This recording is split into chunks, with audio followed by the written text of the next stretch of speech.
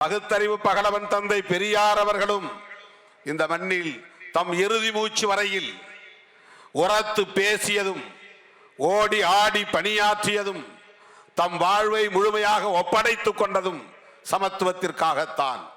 நம்முடைய கூட்டணி சமத்துவத்திற்கான கூட்டணி. ஆனால் நம்முடைய சமத்துவத்திற்கு எதிராக களத்திலே நிற்பவர்கள் சனாதன சக்திகள், பாகுபாடுகள் நிலைத்திருக்க வேண்டும் என்று விரும்பக்கூடியவர்கள், பிறப்பின் அடிப்படையில் உயர்வு தாழ்வு நீடிக்க வேண்டும் என்று போராடி கொண்டிருப்பவர்கள்.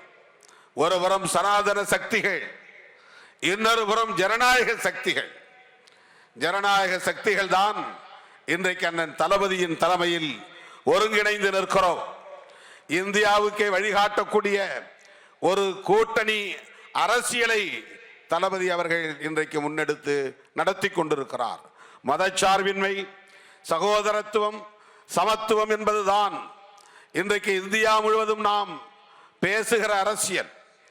அந்த அரசியலுக்கு இன்றைக்கு தலைமை வகிக்கக்கூடிய ஆற்றல் பெற்ற ஒரு தலைவராக நம்முடைய தளபதி இருப்பதால் இந்த நடைபயணத்தை தொடங்கி வைப்பதிலே முழு பொறுப்பும் தகுதியும் ஆற்றலும் வலிமையும் அண்ணன் தளபதிக்கு உண்டு.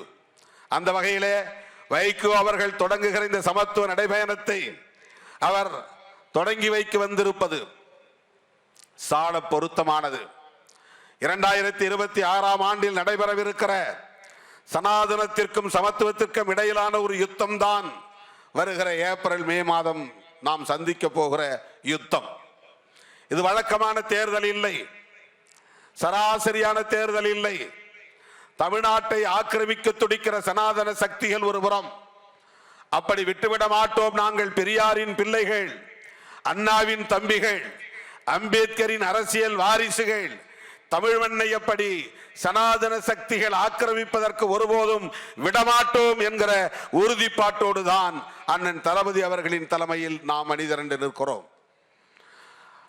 வெளிப்படையாக சனாதன சக்திகள் ஒருபுறம் நிற்கிறார்கள் என்றால் அவர்களுக்கு துணையாக பல்வேறு முகமூடிகளை அணிந்து கொண்டு திராவிடத்தை பேசக்கூடியவர்களாகவும் தமிழ் தேசியத்தை பேசக்கூடியவர்களாகவும் இன்றைக்கு முகமூடிகளை அணிந்து கொண்டு நமக்கு எதிரான திரிபுவாத அரசியலை பேசிக் கொண்டிருக்கிறார்கள்.